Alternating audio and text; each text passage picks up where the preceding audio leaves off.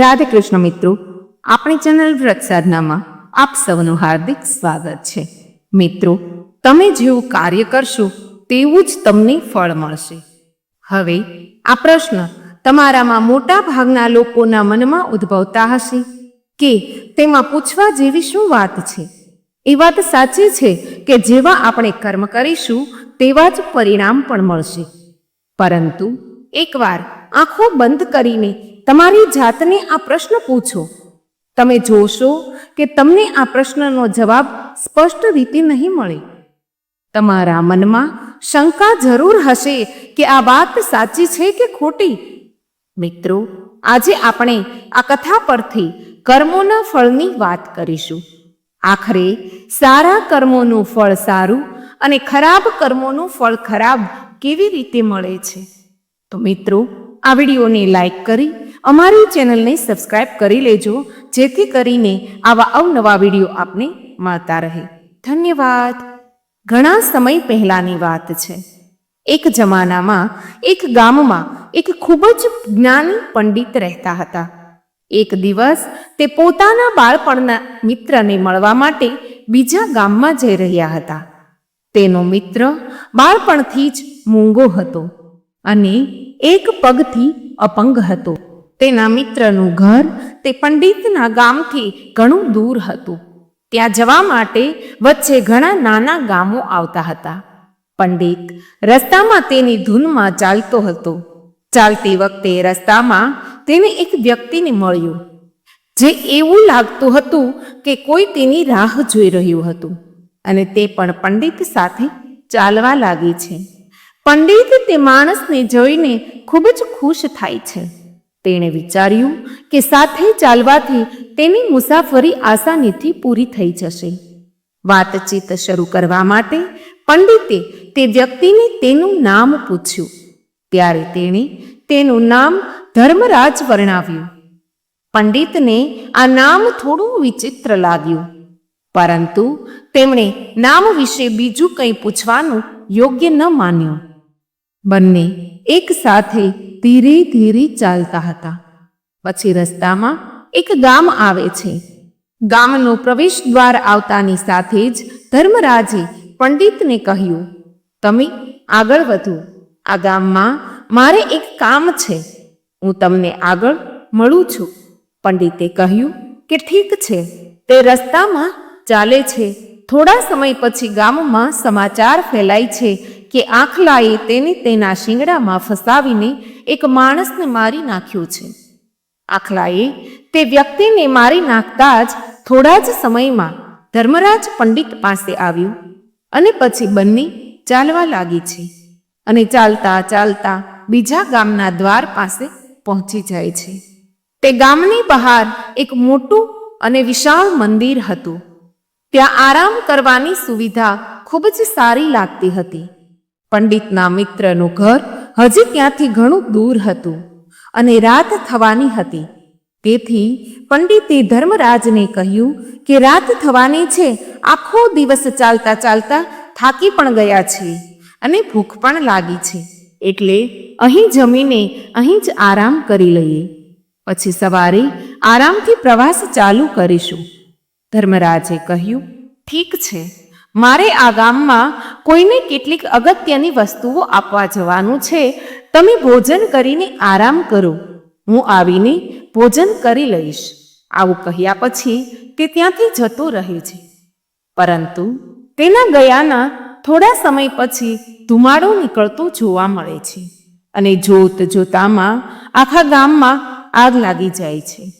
પંડિતે આચાર્ય સાથે વિચાર્યું કે આ ધર્મરાજ જ્યાં પણ જાય છે ત્યાં કંઈક અનિશ્ચિત ચોક્કસપણે થાય છે.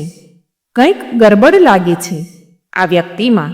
પરંતુ પંડિતે રાત્રે ધર્મરાજને કંઈ પણ પૂછવાનું યોગ્ય ન માન્યું અને તે બંને સૂઈ ગયા. સવાર થતાં જ બંનેએ ફરીથી પોતાની યાત્રા શરૂ કરી. થોડો સમય ચાલ્યા પછી રસ્તામાં ફરી એક ગામ આવે છે. ધર્મરાજે કહ્યું, તમે આગળ જાઓ. મારે આ ગામમાં મારા મિત્રને મળવા જવાનું છે. હું મારા મિત્રને મળ્યા પછી આગળ રસ્તામાં આપને મળીશ. આટલું કહીને ધર્મરાજ ત્યાંથી નીકળી ગયા. પરંતુ પંડિત આ વખતે આગળ ન વધ્યા. ત્યાં ઊભા રહીને ધર્મરાજ ક્યાં જઈ રહ્યા છે અને શું કરે છે તે જોતા રહ્યા. પછી થોડા સમય પછી લોકોનો અવાજ સંભળાવા લાગ્યો કે એક વ્યક્તિને સાપ કરડ્યો છે અને તેનું મૃત્યુ થયું છે. તે જ સમયે ધર્મરાજ ફરી પંડિત પાસે પહોંચ્યા. પરંતુ આ વખતે પંડિતથી રહેવાયું નહીં અને તેમણે ધર્મરાજને પૂછ્યું કે તમે જે પણ ગામમાં જાઓ છો ત્યાં કંઈક ને કંઈક અનિશ્ચિત ચોક્કસપણે થાય છે. શું તમે મને કહી શકો છો કે આવું શા માટે થઈ રહ્યું છે? ધર્મરાજે કહ્યું, પંડિત, તમે મને ખૂબ જાણકાર લાગ્યા હતા, તેથી જ મેં તમારી સાથે ચાલવાનું શરૂ કર્યું હતું. કારણ કે જ્ઞાનીઓની સંગત ખૂબ જ સારી હોય છે. પરંતુ તમે હજુ પણ સમજી ન શક્યા કે હું કોણ છું. પંડિતે કહ્યું કે હું તો સમજી ગયો છું, પરંતુ મને થોડી શંકા છે. જો તમે તમારો યોગ્ય પરિચય આપશો તો મારા માટે સરળ રહેશે. ત્યારે ધર્મરાજે જવાબ આપ્યો કે હું યમદૂત છું અને યમરાજના આદેશથી હું તે લોકોને મારી નાખું છું જેમણે તેમની ઉંમર પૂરી કરી લીધી છે. જો કે પંડિતને પહેલેથી જ આ વિશે શંકા હતી. તેમ છતાં ધર્મરાજના મોઢેથી આ વાતો સાંભળીને તે ગભરાઈ ગયો.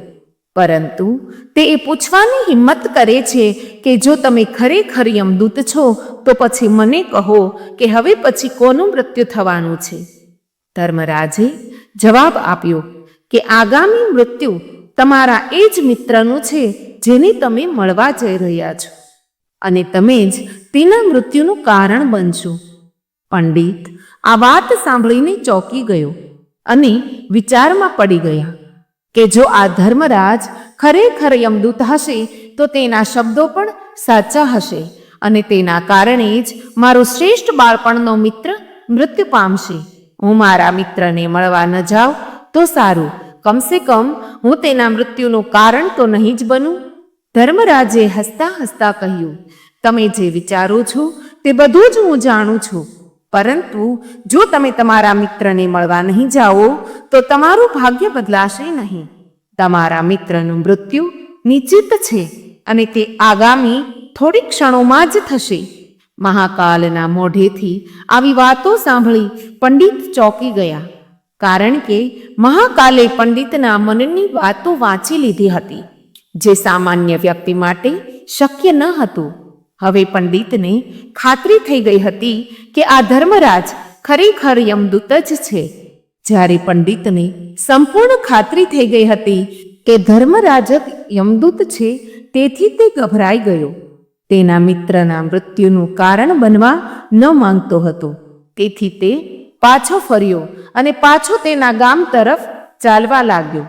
પરંતુ જેવો પંડિત પાછો જવા માટે ફર્યો કે તેણે જોયું કે તેનો મિત્ર ઝડપથી તેની તરફ આવી રહ્યો હતો.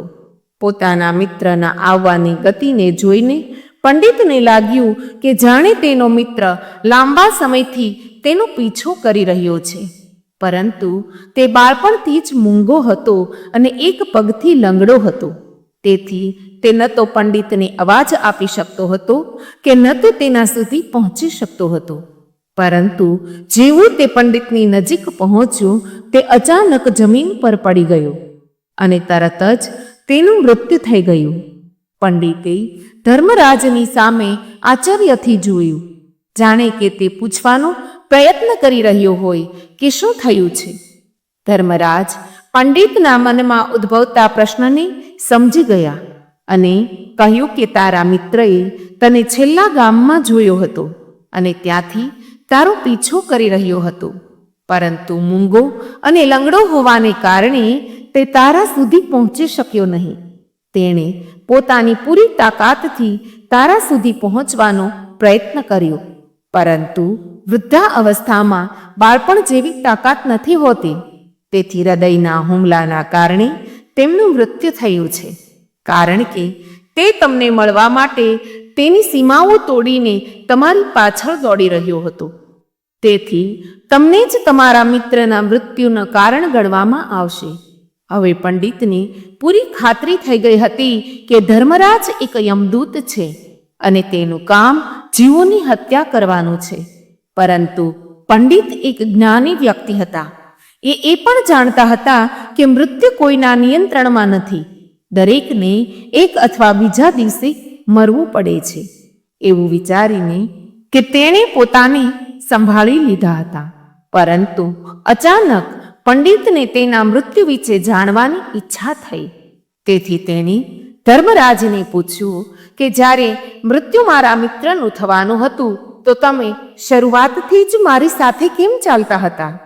ધર્મરાજે જોર જોરથી હસીને કહ્યું કે હું દરેક પળે બધાની સાથે ચાલું છું, પરંતુ લોકો મને ઓળખી શકતા નથી, કારણ કે લોકો પાસે તેમની સમસ્યાઓ સિવાય કોઈ પણ વ્યક્તિ, વસ્તુ અથવા ઘટના વિશે વિચારવાનું કે જોવાનો સમય નથી હોતો.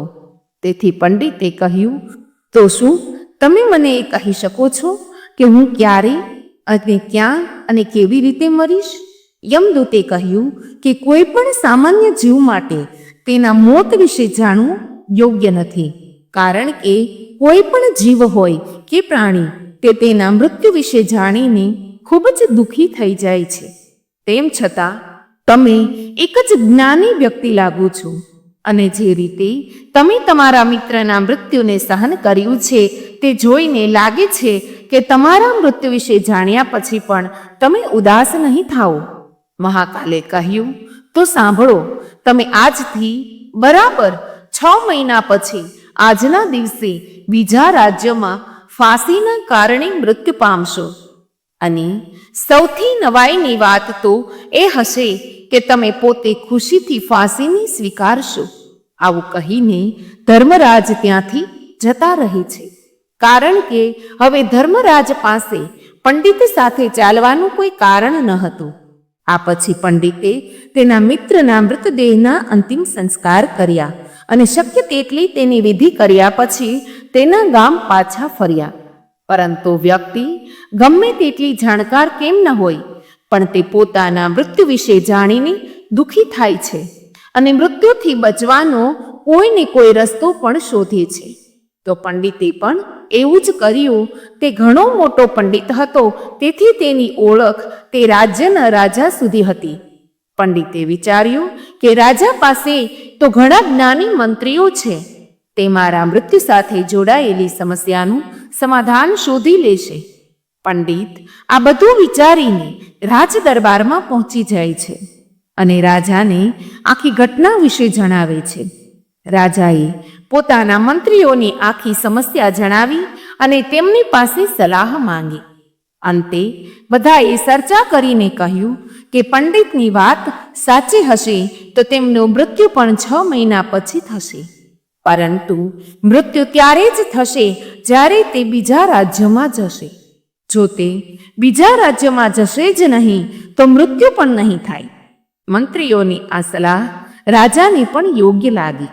આ પછી પંડિતના રહેવાની તમામ વ્યવસ્થા મહેલમાં જ કરવામાં આવી અને રાજાના આદેશ વિના કોઈને પણ તે પંડિતને મળવા દેવામાં આવતા ન હતા. પરંતુ પંડિત ક્યાંય પણ આવી જઈ શકતો હતો, તેથી પંડિતને એવું ન લાગે કે તે રાજાની કેદમાં છે.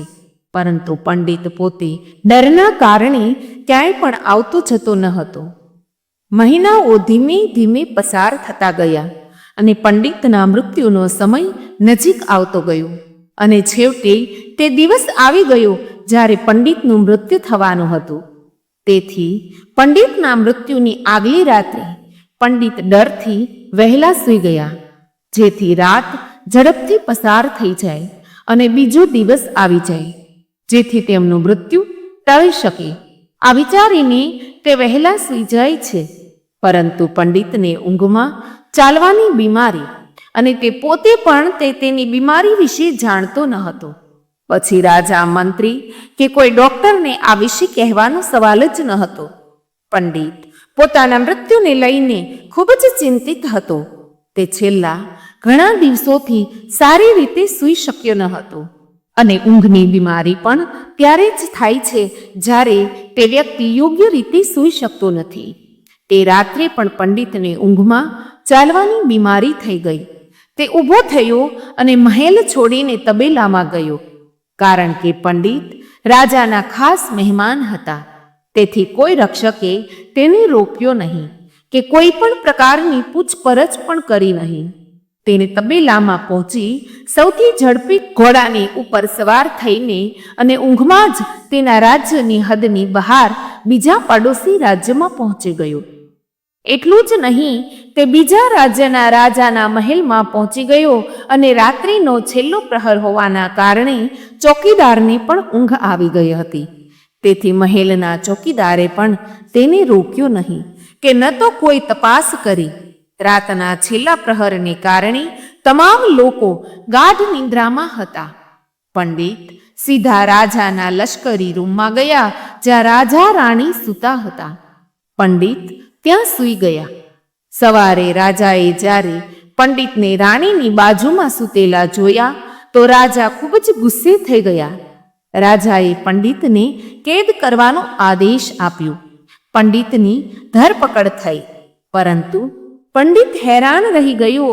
તેને સમજાયું નહીં કે તે બીજા રાજ્ય અને રાજાના લશ્કરી ઓરડામાં કેવી રીતે પહોંચ્યો. પરંતુ તેની વાત સાંભળનાર કોઈ નહોતું.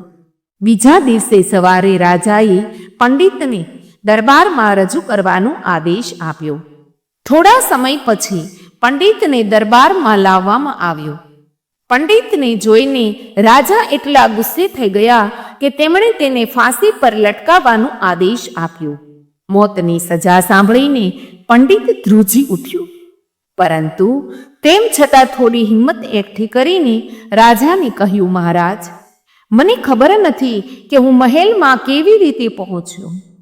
મને ખબર નથી કે હું તમારા રૂમમાં કેવી રીતે આવી ગયો, અને તમારા મહેલમાંના એકે રક્ષક કે સૈનિકે મને રોક્યો કેમ નહીં. પરંતુ હું જાણું છું કે આજે હું મરવાનો છું, અને તે થઈ રહ્યું છે. રાજાને આ વાત થોડી અજીબ લાગી.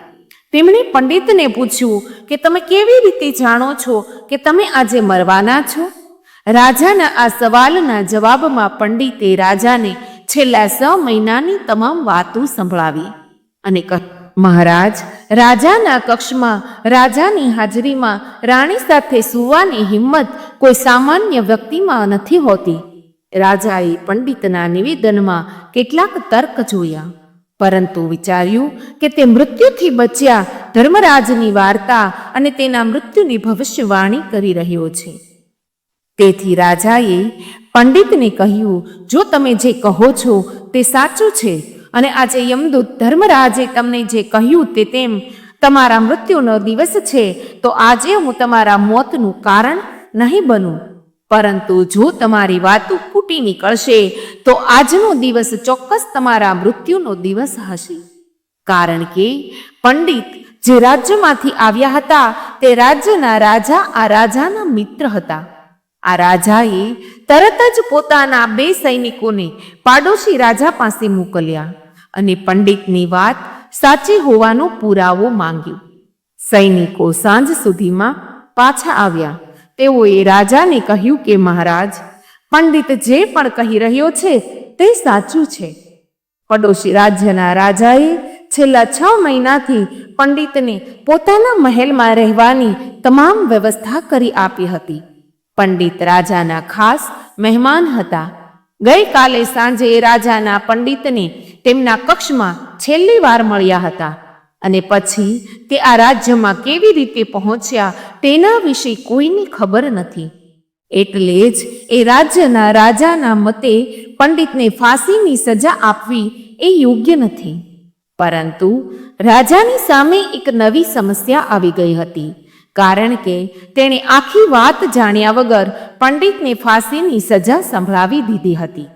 તેથી જો પંડિતને ફાંસી આપવામાં નહીં આવે તો રાજાના વચનનું અપમાન થશે. પરંતુ જો રાજાની વાત રાખવામાં આવે તો એક નિર્દોષ વ્યક્તિ બિનજરૂરી રીતે મરી જશે. રાજાએ તેના બધા પ્રધાનો પાસેથી આ વિશે સૂચનો માંગ્યા. પછી મંત્રીઓએ રાજાને સૂચવ્યું કે મહારાજ, પંડિતને કાચા સૂતરના દોરાથી ફાંસી આપવી જોઈએ. એનાથી તમારા નિવેદનનું પણ માન રહેશે અને આ પંડિતને કાચા સૂતરના દોરાની ફાંસીથી તેમનું મૃત્યુ પણ નહીં થાય. રાજાને મંત્રીનું આ સૂચન ગમ્યું અને તેણે તેમ કરવાનો આદેશ આપ્યો. કાચા સૂતરના દોરાથી પંડિત માટે ફાંસો બનાવવામાં આવ્યો અને નિયમ મુજબ પંડિતને ફાંસીએ લટકાવવાનો હતો. દરેક જણ ખૂબ ખુશ હતા કે ન તો પંડિત મરશે કે ન તો રાજાની વાત ખાલી થશે. પંડિતને પણ પૂરો વિશ્વાસ હતો કે તે સૂતરના દોરાથી તો તે કોઈ પણ રીતે મરી શકે તેમ નથી. તેથી પંડિત ખુશી ખુશી તેના પર ચડવા માટે તૈયાર થઈ ગયા. જેમ કે ધર્મરાજે ભવિષ્યવાણી કરી હતી કે તમે પોતે જ તમારી ફાંસી સ્વીકાર કરશો. પરંતુ પંડિતને ફાંસી આપવામાં આવતાની સાથે જ આ સૂતરના દોરો તૂટી ગયો. પરંતુ તે તૂટે તે પહેલા તેમણે પોતાનું કામ કરી દીધું હતું. સૂતરના દોરાના ફટકાથી પંડિતના ગળાની નસ કપાઈ ગઈ અને પંડિત પીડાથી જમીન પર તરફડી રહ્યો હતો. તે ક્ષણે તેના ગળામાંથી લોહી નીકળી રહ્યું હતું અને જોત જોતામાં પંડિતનું શરીર સંપૂર્ણ શાંત થઈ ગયું. બધા આશ્ચર્યચકિત થઈ ગયા અને પંડિતને મરતા જોઈ રહ્યા હતા. કોઈને વિશ્વાસ ન હતો કે માણસ કાચા સૂતરના દોરાથી પણ મરી શકે છે. પરંતુ ઘટના તો ઘટી ગઈ હતી. નિયતિએ પોતાનું કામ કરી દીધું હતું અને ધર્મરાજાની ભવિષ્યવાણી સાચી થઈ ગઈ હતી. શ્રીમદ ભગવદ્ ગીતામાં ભગવાન શ્રી કૃષ્ણએ કહ્યું છે કે જે થવાનું છે તે તો થઈને જ રહેશે. પછી ગમે તેટલી કાળજી લઈએ, ગમે તેટલા ઉપાય કરીએ, પરંતુ ઘટના અને ઘટનાની આખી સિસ્ટમ પહેલેથી જ નક્કી હોય છે, જેને આપણે સહેજ પણ આગળ પાછળ કરી શકતા નથી. સાથીઓ, કદાચ એટલે જ ઈશ્વરે આપણને ભવિષ્ય જાણવાની શક્તિ નથી આપી કે જેથી આપણે આપણા જીવનને વધુ સારી રીતે જીવી શકીએ. અને આ જ વાત તે પંડિતને પણ લાગુ પડે છે. જો પંડિતે મહાકાલને તેના મૃત્યુ વિશે પૂછ્યું ન હોત તો તે 6 મહિના સુધી રાજાના મહેલમાં કેદમાં રહીને ભયમાં રહેવાને બદલે બહાર ખુશીથી જીવન જીવી શક્યો હોત. મિત્રો, કુદરતથી મોટું કંઈ વધારે નથી. ચિંતા કરતા લોકો આ કથા જરૂર સાંભળે. મિત્રો, કુદરતે જે આપણું ભાગ્ય લખ્યું છે તેને કોઈ પણ મિટાવી શકતું નથી. અને કુદરત જે કરે છે તે સારા માટે જ કરે છે. તો આજે હું આ વાત તમને આ કથા દ્વારા સમજાવવાનો પ્રયત્ન કરીશ કે ક્યારેય પણ કોઈ વાતની ચિંતા ન કરવી જોઈએ. મિત્રો, પ્રાચીન સમયની વાત છે. એકવાર મૃત્યુના દેવતા યમરાજે પોતાના દૂતને ધરતી પર એક સ્ત્રી મરણ પામી હતી તે સ્ત્રીનો જીવ લેવા માટે મોકલ્યા. યમરાજની આજ્ઞાનું પાલન કરીને તે દૂત ધરતી ઉપર આવ્યું અને તે પહેલી સ્ત્રીના ઘરે જાય છે. પરંતુ જેવો જ તે દૂત તે સ્ત્રીના ઘરે પહોંચે છે તો ચકિત થઈ જાય છે અને તેની આંખોમાંથી આંસુ આવવા લાગે છે. કારણ કે મરણ થયેલી સ્ત્રીની આજુબાજુ 3 નાની નાની બાળકીઓ હતી, જેમાંથી એક બાળકી સ્તનપાન કરી રહી હતી, જ્યારે બીજી બાળકી જોર જોરથી રડી રહી હતી અને ત્રીજી બાળકી રોતા રોતા ઊંઘી ગઈ હતી. અને તે 3 બાળકીઓની આંખમાંથી લગાતાર આંસુ વહેતા હતા. પોતાની માતા સિવાય આ 3 બાળકીઓનું કોઈ પણ ન હતું. તેમના પિતાજી પણ પહેલેથી જ મરણ પામ્યા હતા અને હવે એમની મા પણ મરણ પામી હતી. આ દ્રશ્ય જોઈને જીવ લેવા આવેલા યમદૂતની આંખોમાંથી પણ આંસુ આવવા લાગ્યા અને દૂત વિચારવા લાગ્યો કે જો હું આ સ્ત્રીનો જીવ લઈ જઈશ તો આ નાની નાની બાળકીઓનું શું થશે? અને જો હું આ સ્ત્રીનો જીવ નહીં લઈ જાઉં તો યમરાજ મને દંડ આપશે. પરંતુ તે દૂતથી તે 3 બાળકીઓનું દુઃખ જોવાયું નહીં. તેથી તે સ્ત્રીનો જીવ લીધા વગર જ યમલોકમાં પાછો ચાલ્યો ગયો અને યમલોકમાં જઈને યમરાજને કહેવા લાગ્યો કે હે મહારાજ, મને માફ કરો, હું એ સ્ત્રીનો જીવ નથી લાવ્યો. યમદૂતની વાત સાંભળીને યમરાજને તે દૂત પર ખૂબ જ ગુસ્સો આવ્યો. ત્યારે તે દૂત યમરાજને કહેવા લાગ્યો કે મહારાજ, કદાચ તમે તે સ્ત્રીના ઘરનું દ્રશ્ય જોયું નહીં હોય. જો તમે મારી જગ્યાએ હોત તો કદાચ તમે પણ તે સ્ત્રીનો જીવ લીધા વગર જ આવ્યા હોત. કારણ કે તે સ્ત્રીની નાની નાની 3 બાળકીઓ છે અને 3 બાળકીઓ જોર જોરથી રડી રહી હતી. તેમાંથી એક બાળકી તો સ્તનપાન કરી રહી હતી અને 3 બાળકીઓની સંભાળ રાખનાર હવે કોઈ પણ નથી. હવે તમે મને કહો મહારાજ કે આવું દ્રશ્ય જોઈને હું કેવી રીતે એ સ્ત્રીનો જીવ લઈને આવું? મહારાજ, એ કરુણ દ્રશ્ય જોઈને મને તે સ્ત્રીનો જીવ લેવાનું મન ન થયું અને હું ખાલી હાથે તમારી પાસે આવ્યો. મહારાજ, જો હું એ સ્ત્રીનો જીવ લઈને આવ્યો હોત તો એ 3 બાળકીઓ અનાથ થઈ જાત. તે બાળકીઓની સંભાળ પછી કોણ લેત? મહારાજ, એવું ન બની શકે કે આપણે તે સ્ત્રીને થોડો સમય આપીએ, જેથી તે બાળકીઓનું પાલન પોષણ થાય અને તેઓ અનાથ થવાથી બચી જાય. આ સાંભળીને યમરાજ હસવા લાગ્યા અને તે દૂતને કહેવા લાગ્યા કે કદાચ તું વધારે સમજદાર થઈ ગયો છે અને તું પરમાત્માથી પણ મહાન થઈ ગયો છે. જેની ઈચ્છાથી જીવન મળે છે અને જેની ઈચ્છાથી મૃત્યુ મળે છે, એમ કહીને યમરાજે તે દૂતને કહ્યું કે સારું, તું મને એ ખાતરી આપ કે હું એ સ્ત્રીનો જીવ ન લઉં તો શું તે સ્ત્રીના બધા દુઃખો સમાપ્ત થઈ જશે? ત્યારે તે દૂતે યમરાજને કહ્યું કે હા મહારાજ, જ્યારે તમે તે સ્ત્રીનો જીવ નહીં લો તો તે સ્ત્રી જીવિત રહેશે અને તે બાળકીઓનું સારી રીતે પાલન પોષણ કરશે અને ફરીથી તેમના જીવનમાં ક્યારેય દુઃખ નહીં આવે. આ સાંભળીને યમરાજ ફરીથી હસવા લાગ્યા અને દૂતને કહેવા લાગ્યા કે તે સ્ત્રીનો જીવ ન લાવીને એક મોટું પાપ કર્યું છે અને તેને તેની સજા મળશે. અને સજા એ છે કે તારે ધરતી પર જવું પડશે અને ધરતી પરથી તું ત્યાં સુધી પાછો નહીં આવી શકે જ્યાં સુધી તને તારી મૂર્ખતા પર 3 વખત હસવું નહીં આવે. અને જ્યારે તું તારી મૂર્ખતા પર 3 વખત હસીશ ત્યારે તને પાછા યમલોકમાં આવવા મળશે. યમરાજની વાત સાંભળીને યમદૂત ચકિત થઈ ગયો અને મનમાં વિચારવા લાગ્યો કે મેં એવું કયું પાપ કર્યું છે?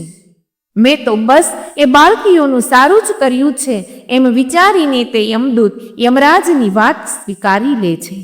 કારણ કે યમદૂતને તેના પર પૂરો વિશ્વાસ હતો કે તે સાચો છે અને મેં કોઈ મૂર્ખતા નથી કરી, તો પછી હું શું કામ મારી મૂર્ખતા પર હસું? શા માટે હસું? અને પછી તે દૂત યમરાજના કહેવા પ્રમાણે ધરતી પર ચાલ્યો જાય છે. ત્યારે ધરતી પર ખૂબ જ ઠંડી હતી. ઠંડીના કારણે તે દૂત ધ્રુજવા લાગે છે. ઠંડી સહન થતી નથી અને તે સડકના કિનારે બેઠો બેઠો ધ્રુજે છે. ત્યારે અચાનક ત્યાંથી એક મોચી પસાર થાય છે. તે પોતાના બાળકો અને પત્ની માટે ઠંડીના રક્ષણ આપતા કપડાં લેવા બજારમાં જઈ રહ્યો હતો. ત્યારે જ તે મોચી સડક કિનારે બેઠી રહેલા દૂતને જુએ છે. તેની પાસે ઓઢવા માટે એક પણ વસ્ત્ર ન હતું અને તે ધ્રુજતો હતો. તે દૂતની આવી દશા જોઈને પેલા મોચીએ પોતાના બાળકો અને પત્નીના કપડાને બદલે દૂત માટે ઠંડીમાં રક્ષણ આપે તેવા કપડાં લીધા. અને તે મોચી દૂત પાસે ગયો અને તે દૂતને કહેવા લાગ્યો, ભાઈ, તારી પાસે ઠંડીમાં પહેરવા માટે કપડાં કે ઓઢવા માટે કંઈ પણ નથી, તો હું તારા માટે આ કપડાં લાવ્યો છું, તો તું એ પહેરી લે, નહીતર આવી ઠંડીમાં તું મરી જઈશ. મોચીની આ વાત સાંભળીને દેવદૂતે મોચીને કહ્યું કે મારે ઘર કે પરિવાર કંઈ નથી અને રહેવા માટે કોઈ વ્યવસ્થા પણ નથી. આવી ભયાનક ઠંડીમાં હું ક્યાં રહીશ? ત્યારે મોચીએ કહ્યું કે ભાઈ, તું ચિંતા ન કર અને તું મારી સાથે મારા ઘરે ચાલ. તું મારી સાથે મારા ઘરમાં રહી શકે છે, પરંતુ ભાઈ, મારી એક વાત હંમેશા યાદ રાખજે કે હું મારી પત્ની અને મારા બાળકોને ઠંડીમાં પહેરવા માટે કપડાં લઈ જવા પૈસા લાવ્યો હતો, પરંતુ મેં તે પૈસામાંથી તારા માટે કપડાં લઈ લીધા અને હું તને મારા ઘરે પણ લઈ જાઉં છું. તેથી મારી પત્ની આ બધું જોઈને ખૂબ જ ગુસ્સે થશે અને અપશબ્દો પણ કહેશે, પરંતુ તું ચિંતા ન કરતો, થોડા દિવસોમાં બધું ઠીક થઈ જશે. એવું કહીને તે મોચી યમદૂતને લઈને પોતાના ઘરે ગયો. પરંતુ એક વાત અદ્ભુત હતી કે ના તો એ મોચીને ખબર હતી કે તે જેને પોતાના ઘરે લઈ જાય છે તે એક યમદૂત છે, અને ના તો એ મોચીની પત્નીને ખબર હતી કે તેના પતિ જેને ઘરે લઈને આવ્યા છે તે એક યમદૂત છે, જેના આગમનથી ઘરમાં ખુશીઓ આવી જશે.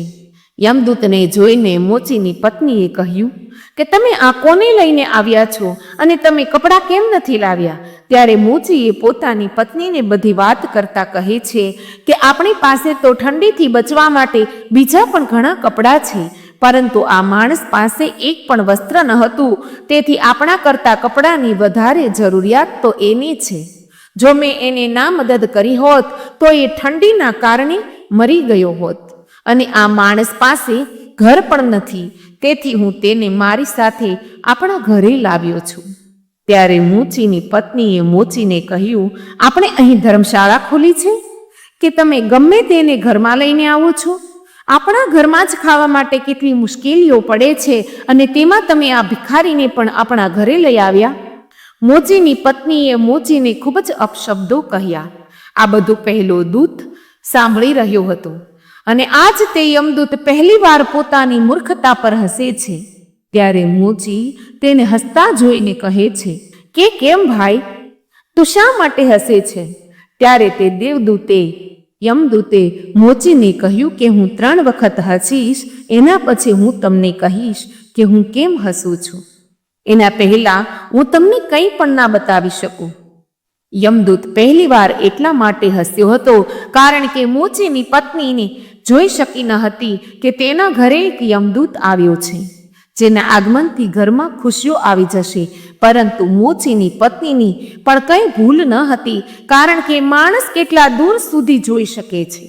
મોચીની પત્નીને તો બસ પોતાના બાળકોના કપડાં ન આવ્યા એને લઈને ચિંતા હતી, એટલે જે એની પાસે નથી એને લઈને તે ચિંતા કરતી હતી. પરંતુ યમદૂતના રૂપમાં જે એને મળ્યું હતું એ તે જોઈ શકતી ન હતી, એટલા માટે મોચીની પત્નીની મૂર્ખતા પર દેવદૂત હસે છે. જે કપડાં તેની પાસે નથી એને લઈને મોચીની પત્ની દુઃખી અને ચિંતિત થાય છે, અને જે એની પાસે છે યમદૂત એને કંઈ કદર નથી. ઘરમાં ખુશી ચાલીને આવી છે અને મોચનીને કપડાની પડી છે. મિત્રો, જીવનમાં પણ દરેક માણસ સાથે આવું થયું હોય છે. જે વસ્તુ આપણી પાસે છે કે તે વસ્તુ આપણે પાસેથી જતી રહી છે તેને લઈને આપણે દુઃખી અને ચિંતિત રહીએ છીએ, પરંતુ જે આપણી પાસે છે તેની આપણે કદર કરતા નથી. તેને આપણે જોઈ શકતા નથી કે જે વીતી ગયું છે તેને આપણે પાછું લાવી શકતા નથી. એટલા માટે મિત્રો, પાછળની વાતો યાદ કરીને જો આપણે બેઠા રહીશું તો આપણે જીવનમાં આગળ કેવી રીતે જઈ શકશું? મોચીના ઘરમાં રહેતા યમદૂતે 10 દિવસમાં મોચીનું કામ શીખી લીધું, અને તે પણ સારા ચપ્પલ બનાવવા લાગ્યો. અને જોતામાં એ યમદૂતના ચપ્પલ ખૂબ જ પ્રસિદ્ધ થઈ ગયા. દૂરથી માણસો તેના બનાવેલા ચપ્પલ ખરીદવા આવતા. તેના કારણે મોચીના ઘરની દશા બદલાઈ ગઈ, અને જોતામાં મોચીના ઘરમાં એટલા બધા પૈસા આવવા લાગ્યા કે મોચી રાજાઓની જેમ જીવન જીવવા લાગ્યો. 1 વર્ષની અંદર આજુબાજુના તમામ રાજ્યોમાં એ વાત ફેલાઈ ગઈ કે મોચીને ત્યાં ખૂબ જ સારા ચપ્પલ બનાવવામાં આવે છે, અને એના જેવી ચપ્પલ કોઈ પણ બનાવી શકતું નથી. તેથી આજુબાજુના જે પણ રાજાઓ હતા તે બધાના ચપ્પલ મોચી પાસે આવવા લાગ્યા, જેથી મોચીના ઘરમાં તો પૈસાનો વરસાદ થવા લાગ્યો. પરંતુ એક દિવસ બાજુના રાજ્યમાંથી એક સેનાપતિ મોચીના ઘરે આવ્યો અને મોચીને કહેવા લાગ્યો કે આ ચામડું ખૂબ જ કિંમતી છે. આ ચામડામાંથી તારે અમારા રાજા માટે મોજડી બનાવવાની છે, ચપ્પલ નહીં. પરંતુ ધ્યાન રાખજે, કોઈ પણ ભૂલ ના થાય, અને આ નમૂનો બિલકુલ આવી જ મોજડી બનાવજે. અને ખાસ ધ્યાન રાખજે કે મોજડી જ બનાવવાની છે, ચપ્પલ નહીં. તે રાજ્યની એક પ્રથા હતી કે જ્યારે પણ કોઈ વ્યક્તિ મરી જાય, એ પછી રાજા હોય કે રાજ્યનો કોઈ પણ વ્યક્તિ હોય, ત્યારે તેની સાથે ચામડાના નવા બનાવેલા ચપ્પલ મૂકવામાં આવતા, અને પછી જ તેનો અગ્નિ સંસ્કાર કરવામાં આવતો. સેનાપતિના ગયા પછી મોચીએ યમદૂતને કહ્યું, આ ચામડામાંથી એક સુંદર મોજડી બનાવવાની છે. યાદ રાખજે, રાજાનો આદેશ છે કે આ કિંમતી ચામડામાંથી ચપ્પલ નહીં પરંતુ મોજડી જ બનાવવાની છે. ધ્યાન રાખજે, કોઈ ભૂલ ન થાય, નહીતર આપણે મોટી મુસીબતમાં ફસાઈ જઈશું. મોચી દ્વારા આટલું બધું કહેવા છતાં પણ તે યમદૂતે તો તે કિંમતી ચામડીમાંથી મોજડી બનાવવાને બદલે ચપ્પલ બનાવી દીધી. અને જ્યારે મોચીને ખબર પડી કે દેવદૂતે મોજડી બનાવવાના બદલે ચપ્પલ બનાવ્યા છે તો તે યમદૂત પર ખૂબ જ ગુસ્સે થઈ ગયો અને લાકડી વડે તે યમદૂતને મારવા લાગ્યો. ત્યારે અચાનક એક સૈનિક દોડતો મોચીના ઘરે આવ્યો અને મોચીને કહેવા લાગ્યો કે તે કિંમતી ચામડામાંથી મોજડી નહીં પરંતુ ચપ્પલ બનાવજો, કારણ કે રાજાનું મોત થયું છે. આ સાંભળીને મોચીના હાથમાંથી લાકડી નીચે પડી ગઈ અને યમદૂત પાસે માફી માંગવા લાગ્યો. ત્યારે યમદૂત હસવા લાગ્યો અને કહેવા લાગ્યો કે કોઈ વાંધો નહીં મિત્ર, હું તો બસ મારી સજા ભોગવી રહ્યો છું. યમદૂતની આ વાત સાંભળીને મોચી કહે છે કે કેવી સજા? અને મેં તને આટલો બધો માર્યો તેમ છતાં તું શા માટે હસે છે? ત્યારે યમદૂતે કહ્યું, જ્યારે હું 3 વખત હસી લઉં ત્યારે હું તમને બતાવીશ કે હું શા માટે હસ્યો. હાલ તો હું તને કંઈ પણ ન બતાવી શકું. આ જીવનમાં માણસ એ વસ્તુ પાછળ જ ભાગે છે જેની એની જરૂરિયાત જ નથી. ભવિષ્યને કોઈ જાણી શકતું નથી કે કાલે શું થવાનું છે. માત્ર ભગવાનને જ ખબર હોય છે કે કાલે શું થવાનું છે. ત્યારે માણસ પોતાના પાછળના અનુભવને આધારે ભવિષ્યના નિર્ણય લેતો રહે છે અને વિચારે છે કે ગઈકાલે મારી સાથે આવું થયું હતું તો આવતીકાલે પણ મારી સાથે આવું થશે. જ્યારે કાલે શું થશે એ કોઈ માણસ જાણી શકતો નથી. રાજા જીવતો હતો ત્યારે તેને મોજડીની જરૂરત હતી અને આજે મરી ગયો છે ત્યારે તેને ચપ્પલની જરૂર છે. એટલા માટે મિત્રો, જીવનમાં ચિંતા કરવાનું છોડી દો અને ખુશીથી જીવન પસાર કરો. વૃદ્ધા અવસ્થામાં આપણે જવાન બનાવવાની કોશિશ કરીએ છીએ. યમદૂતને ફરીથી પોતાની મૂર્ખતા પર હસવું આવે છે અને તે મનમાં વિચારે છે, કેમને શું ખબર કે 3 નાની બાળકીઓનું ભવિષ્ય કેવું હશે અને હું ફાલતુમાં યમરાજની આજ્ઞાનું ઉલ્લંઘન કરી અને આજે આ સજા ભોગવી રહ્યો છું. ઘણા વર્ષો પસાર થઈ ગયા. એક દિવસ યમદૂત મોચીની દુકાન પર બેસીને ચપ્પલ બનાવી રહ્યો હતો. ત્યારે તે યમદૂતની પાસે 3 છોકરીઓ આવી. તે 3 છોકરીઓ સાથે એક ઘરડી સ્ત્રી પણ હતી. એ 3 છોકરીઓના લગ્ન થવાના હતા, એટલા માટે તે પોતાના ચપ્પલ બનાવવા માટે મોચીને ત્યાં આવી હતી. જ્યારે દેવદૂતે તે 3 દીકરીઓને જોઈ તો તે તરત જ તેમને ઓળખી ગયો અને મનમાં વિચારવા લાગ્યો કે આ તો પહેલી 3 જ દીકરીઓ છે જેમની માતાનો જીવ લીધા વગર જ હું યમરાજની પાસે ગયો હતો અને આ 3 દીકરીઓના લીધે જ હું અહીં સજા ભોગવી રહ્યો છું. જ્યારે યમદૂતે આ 3 છોકરીઓની હાલત જોઈ તો તે હેરાન રહી ગયો, કારણ કે તેમના પહેરવેશ ઉપરથી તે 3 સ્ત્રીઓ કોઈ મોટા ઘરની લાગતી હતી અને તે 3 છોકરીઓ ખૂબ જ સુંદર હતી. યમદૂતે તે 3 છોકરીઓને કહ્યું કે તમારી સાથે આ ઘરડી સ્ત્રી કોણ છે? ત્યારે પાસે ઊભેલી સ્ત્રી બોલી કે આ 3 છોકરીઓ મારી પડોશી સ્ત્રીની દીકરીઓ છે. બાળપણમાં તેમની માં મૃત્યુ પામી. આ દીકરીઓ ખૂબ જ ગરીબ હતી. તેમની પાસે ખાવા પીવા માટે દૂધ પણ ન હતું અને 3 દીકરીઓ અનાથ હતી. પરંતુ મેં આ 3 દીકરીઓને પોતાની દીકરીઓની જેમ પાલન પોષણ કર્યું છે, કારણ કે મારે એક પણ સંતાન ન હતું. અને આજે આ 3 દીકરીઓના લગ્ન એક ધનવાન માણસને ત્યાં થવા જઈ રહ્યા છે. તે ઘરડી સ્ત્રીનો જવાબ સાંભળીને યમદૂત મનમાં વિચારવા લાગ્યો કે આજે આ 3 દીકરીઓની માં જીવતી હોત તો તેમના ઘરે ભયંકર ગરીબી હોત અને તે 3 દીકરીઓના લગ્ન ક્યારેય પણ ધનવાન પરિવારમાં ન થાત. એમ વિચારીને તે યમદૂત પોતાની 3જી મૂર્ખતા પર હસે છે. અને જ્યારે મોચી આવ્યો ત્યારે મોચીને બધી વાત કહી કે હું અહીંયા શા માટે આવ્યો છું અને હું 3 વાર મારી મૂર્ખતા પર કેમ હસ્યો. આ 3 કારણો હતા જેના કારણે મને મારી મૂર્ખતા પર હસવું આવ્યું. અને આજ સુધી હું મારી સજા ભોગવી રહ્યો હતો. અને હવે મને સમજાયું કે નિયતિ બધાથી મોટી છે. કુદરતથી મોટું કોઈ પણ નથી, કંઈ પણ નથી. તે જે પણ કરે છે તે બધું સારા માટે જ કરે છે, પરંતુ આપણે તેને જોઈ શકતા નથી. તો મિત્રો, જો તમને અમારી આ કથા પસંદ આવી હોય તો વિડીયોને લાઈક કરી અમારી ચેનલને સબસ્ક્રાઈબ જરૂરથી કરજો અને બેલ આઇકોન પર ક્લિક કરવાનું ભૂલતા નહીં, જેથી કરીને આવા જ અવનવા વિડીયો આપની મળતા રહે.